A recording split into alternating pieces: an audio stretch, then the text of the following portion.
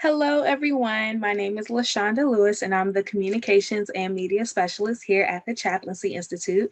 And thank you all for tuning back in for another episode of ChI Chats, where I interview students, faculty, staff, and alumni about their relationship and experience with ChI and share it as a way to connect our viewers to the people and the stories that help to make ChI thrive. Today, I have a very special guest who is a current student at ChI. Just to share a little bit of background information, she's from Portland, Oregon, and she's married and just celebrated their 30-year anniversary. So, congratulations to you. She also has two children, one by the name of Julia, who's 21, and Oscar, who is 17. And she started the chaplaincy program in January 2020 by, enrolling in our Global Spiritual Traditions course. Today, we're going to be talking to her all about her experience at ChI and all the amazing things that have happened or that she wishes to happen in the future once she's finished with ChI, and basically just to get an insight of what it's like to be a student that attends the Chaplaincy Institute. So with no further delay, I'd like to welcome and introduce Jennifer Hadkey. Thank you so much for joining me on today's episode. Thank you, LaShonda. It's a pleasure to be here. Awesome, no problem. So we're gonna roll right into the interview, guys, and we're gonna jump in with the juicy questions. So Jennifer, if you wouldn't mind telling us a little bit about yourself and your upbringing. Yeah.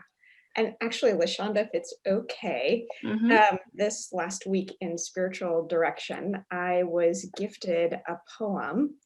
And I wonder if I could just share it now. And Yeah. I'm gifting it back to you or Okay. with you via my spiritual direction session. Um, so this is an author. The name of the book is called Shelter in This Place by Meg Riley, and it's a compilation of poems. And I think much of them came out of the pandemic. So Okay. written, I think, almost as a response to people's experience. And because I'm feeling just a little bit nervous, I thought maybe if I get started by sharing this poem that resonated with me, uh, Mm-hmm. maybe that might be nice for all of us. It's called It Is a Good Day by Danielle DeBona. It is a good day. Breathe. Take a breath and feel the weight of the world lift from your body. Remember, remember that you survived. No, thrived. Find your deep soul, hold it in your hands and thank it. Thank that soul for its protection and power. We have survived. We are not the same, yet we have survived, battered and bruised. It is a good day. Breathe. Take a breath and feel the weight of the world lift from your body. Let your heart be filled with peace. Let us each, in our own way, offer thanks to that which is most holy for its protection and love. Amen. Yeah, Thank you for sharing that. That was beautiful. yeah, thank It you. helped me to woosah and calm down. Yeah. The same. Yeah, thank you. Yes. Awesome. Beautiful. Let's see. What was your first question? No, you're fine. It did what it was supposed to do, the poem, yes. Okay. But so the question was if you could tell us a little bit about yourself and your upbringing. So I'll start with that. Yeah. Okay. Well, I'm the youngest of six kids, and we are spread over 20 years. Same parents, Okay. born and raised in rural Iowa. And that was home for multiple generations of my family. On both sides of the family, they were immigrants back in the 1800s from Germany. Mm, And so there was a rootedness in the German Baptist tradition. And that's the world I was birthed into. Conservative, tight knit. mm, Most of our extended family lived within a 15-mile radius, cousins, aunts, uncles. Um, And so it was really, in some ways, in a small rural town, it was really idyllic. We Mm, could run and play all day. Um, and there was this component of this more staunch, rigid faith. mhm. Um, and so that continued for me. And I ended up following one of my brothers to the same college he went to, they would describe themselves as ultra conservative Christian college in South Okay. Carolina. And that that was a turning point for me. Um, and I think what was happening in that deeply conservative faith was that it really operated out of a place of fear. Mm, And um, I really got lost and mired in that. And the thing was is that it got tangled with faith and mhm. God. Yeah. Um, so that when I left there, I really wanted nothing more to do with that. Mm, Um, and so for the decades that followed, I didn't root myself in any kind of faith or spirituality. I okay. felt like I kind of needed to take all of that and just set it over here. Mhm. Um, and so then I got married and we had children and life continued. And I knew that there was more work in the world that I wanted to do, but I didn't know quite what it was. Mm. Um, and that sort of leads up to how I found my way to Chi. But Okay.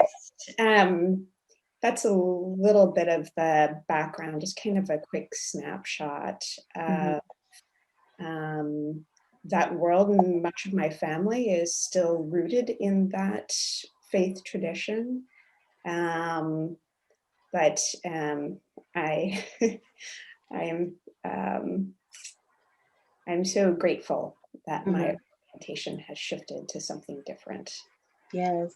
So that leads me up to my next question perfectly. I was going to ask, so if you still relate to that upbringing, and if not, what do you identify more with now? Yeah. Yeah, so it's interesting because there are elements of that faith tradition that still resonate with me. Mhm. There's that thread of faithfulness.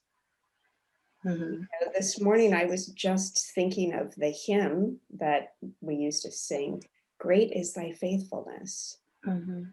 right? And so it's like, oh yeah, absolutely. Right. Yes. Trust, surrender, Mm. grace, love. So those were elements, those were threads in that faith, and those still carry through. Um, but my language would sound different. Okay.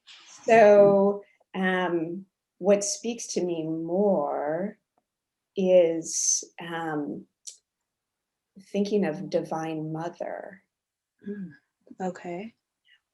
the divine feminine, Mhm. those loving arms, that orientation.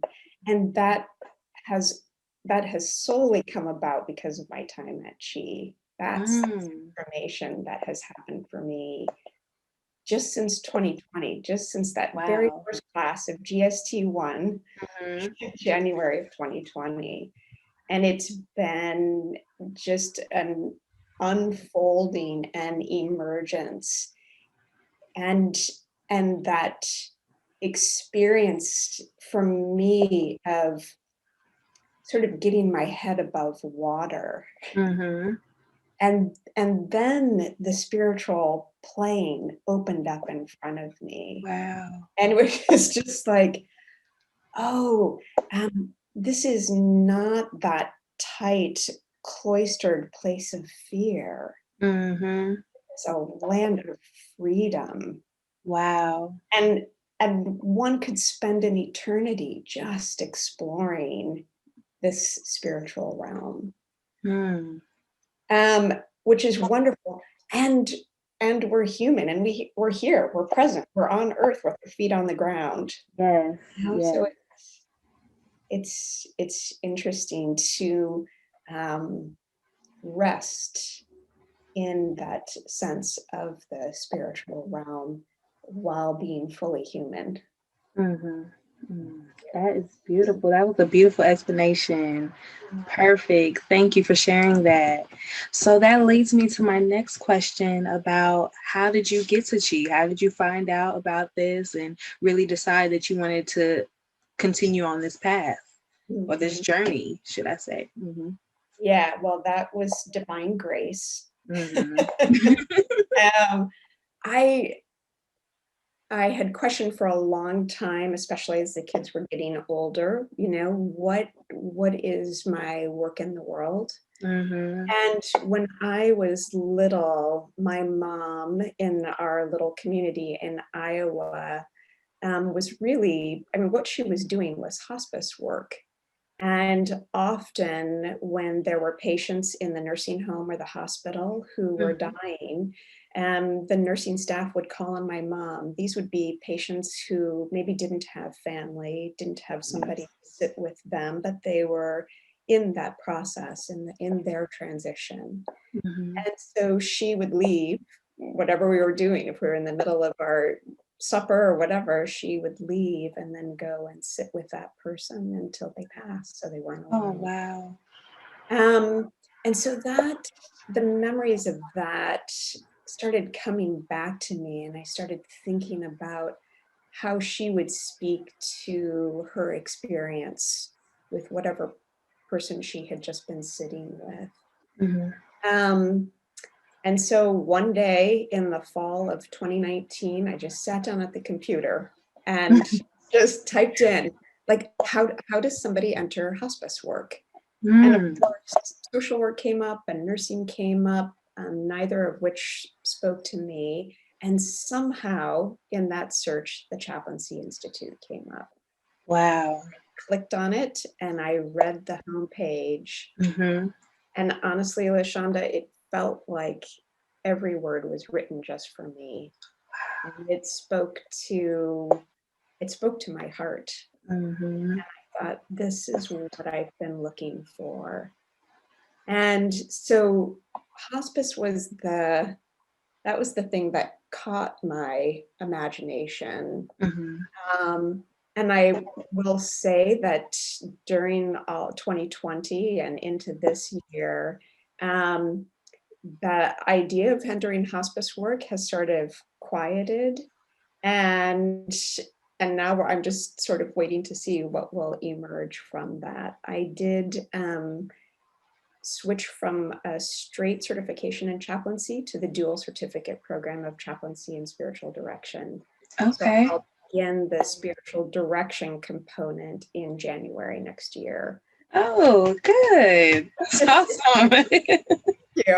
Yeah, I appreciate that. Mm-hmm. It feels good, and no doubt that decision was informed by my own requirement for all chaplaincy students that they be in spiritual direction themselves. Mm-hmm. So that experience, along with my coursework and additional life experience, really helped to inform the choice to add that certification as well.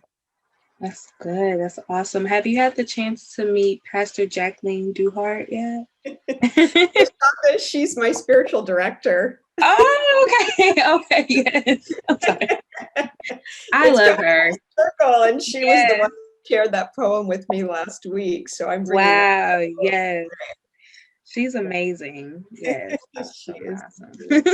Yeah, I will tell you, and I hope she doesn't mind me sharing this story, but back in January 2020, in that GST1 class, she was one of the instructors. It was a 5-day class, and we had, of course, various faculty that came in to teach different components of the course. And she was one of them. And she was bringing forward the traditions coming up through Brazil, through the slave trade from Africa, and the spiritual traditions of candomblé, and how that made its way into the Americas and so on. And so that was the element of the coursework she was bringing forward. But something in that, I don't know what it was, completely touched me. And in the middle of the class, I started sobbing.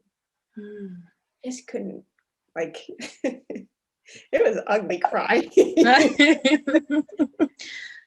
And in that moment, we had a spiritual direction session where she lovingly asked me about my tears and Wow. what was informing that, and just guided me through that process. And I was able to, just quiet myself and rest in what was happening for me. And the class continued, but what I realized in that moment was that I thought to myself, I think I've just found my spiritual director. Wow. So that's kind of where that story picked up and carried through. And yeah. That's beautiful. Thank you for sharing that. So, can you talk to us a little bit about your experience at ChI and include, talk about the in-person piece that you did get to experience, as well as your experience so far with the online coursework and being a student here? Yeah. If it hasn't been evident in what I've shared so far, Yeah. what has evolved for me in the ways that I feel that I have emerged into a sense of spirit and self is the vehicle, and what has facilitated that is my time at ChI. The faculty and the amazing students. I am pleased to speak with you today, but there are so many amazing stories out there. Yes. We all have our stories. We all have found our way to where we are through all sorts of channels and messages and full circle moments. Yes, you're so right. So I wish you could interview everybody. No. That very first class and meeting that group of classmates, many of whom became a cohort that ChI put together, and the cohorts are put together essentially with fellow students who are about at the same place, at the same time. Of course, it changes, right? It's like you drop out a course or whatever, so we're all at a little bit of a different place in our time there, but loosely based on that. So I have made very, very dear friends from that student body community that have become brothers and sisters in our own spiritual emergence, and that's incredibly dear to me. Yes. And then the faculty for their wisdom and care and grace and experience and love and tenderness and guidance.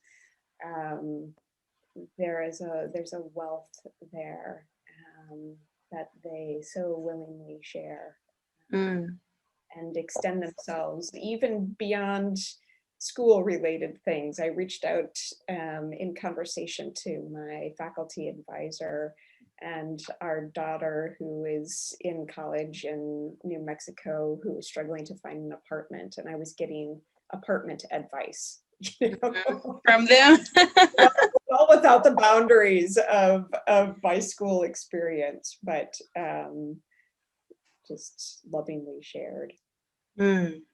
That's amazing. Sometimes you just need that. Sometimes you need I'm not coming for advisory advice, but it's nice that I can talk to my advisor about these things because I'm a human and I have things going on in my outside world.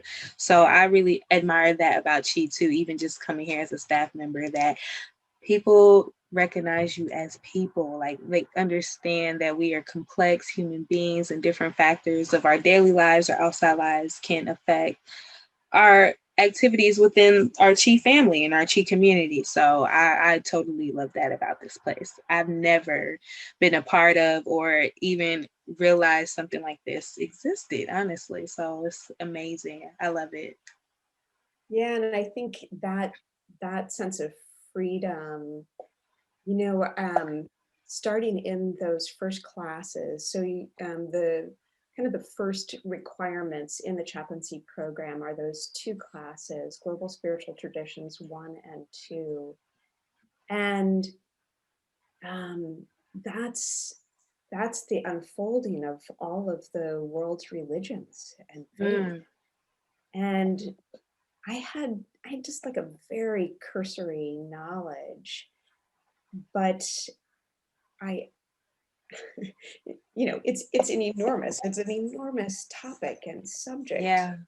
And it was clear to me that the pace of my coursework that I thought I was going to do, I needed to slow it way down. Mm, Of like, I'm not sure I'm going to meet the deadline for this course. mm-hmm. You know, faculty folk, Yeah. is there a way I can have a little bit more time? Mm, Um, because this is not material I want to rush through.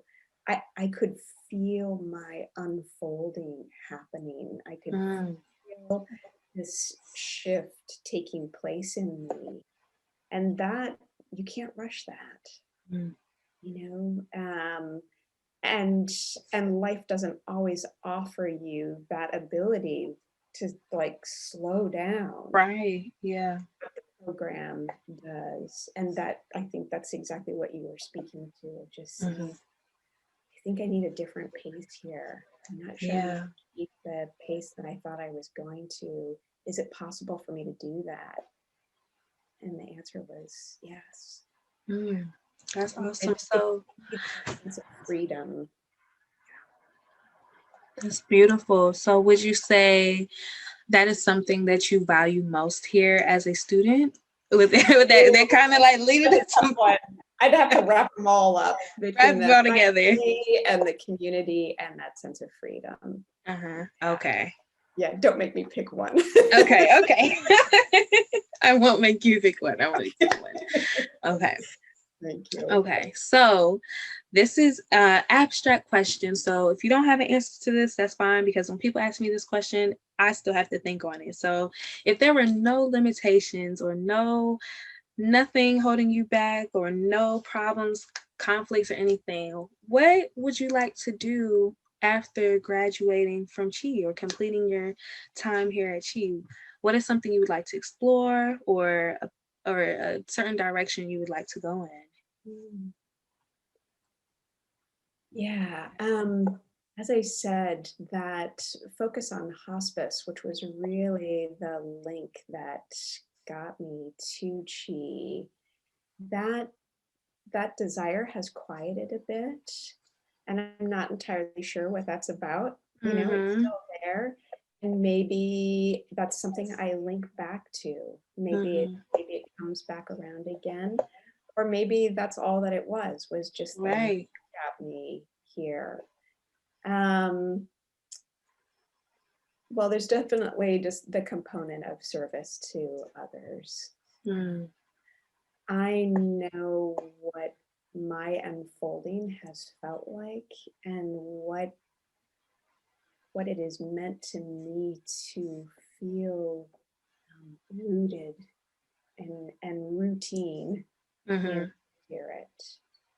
Um, I was talking to John Mabry as just sort of a loose kind of interview before entering the spiritual direction program. And I was telling him, when I reflect back on that time in my fundamentalist faith, that it was a time when I've never felt more alone.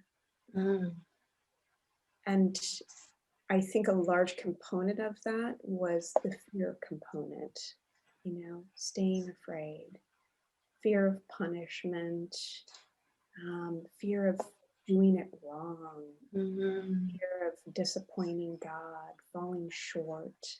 Mhm. Um, and this emergence now, since ChI, um, I'm not alone. Yeah. That rootedness and that rooting is that sense that I'm no longer alone. Mhm. And so I feel compelled to um, help others to say, hey, I mean, that's what's happened in my classes. That's what happens in spiritual direction, right? Are the Mhm. mentors that say, look here, Mhm. check this out. Yeah. Think about this. That urge me, and all of that brings that rootedness and that sense that I'm not alone. Mm. That idea of I have couple of dear Buddhist friends, and there's some Mhm. lovely teachings in there about not living in that world of either or, Mm. it's this or it's that, you know, Yeah. um, and then fold that in this big, lovely pot with Mhm. that sense of I'm enough. So Mm. at any given time, no matter where you're at or what you're doing, if there are states of confusion or whatever, Mhm. it's all okay. Yeah. You know, it's all okay, and there's room for all of it. So I have one more question to close out this interview, and it's just going to be if you could tell one prospective student one thing that's playing with the idea of like, should I take this leap? Is this for me? Should I try ChI? What is one piece of advice you'd give to somebody that was in that predicament that's playing with the idea of exploring opportunities here at the Chaplaincy Institute?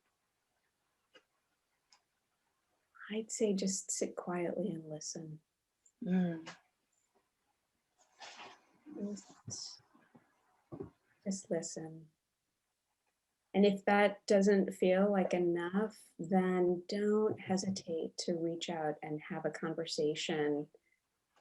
Yeah. Any faculty member, Yeah. anybody in administration, Hmm. um, because sometimes we do need those, some concreteness. Yeah.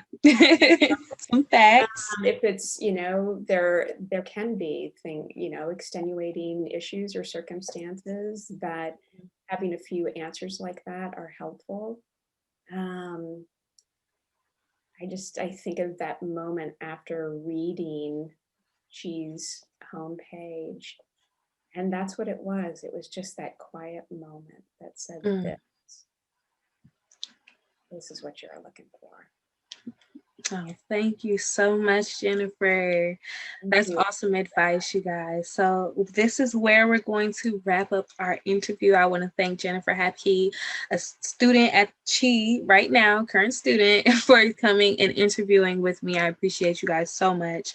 For all the viewers out there that would like to know more about the Chaplaincy Institute or stay connected with updates or any announcements that we have going on, please make sure to check up our website, which will be linked in the description box below at www.chaplaincyinstitute.org, as well as follow us on our social media platforms. We are on Facebook, Twitter, Instagram, LinkedIn, excuse me, not logged in, LinkedIn. And that way you'll stay up to date on all of our announcements and updates that we have happening at ChI and open courses. So I hope you guys really enjoyed this episode of ChI Chats. I will see you guys in the next one. Thank you, Jennifer. I appreciate you so much. This was excellent and very insightful. And you all have a great rest of your day. Thank you.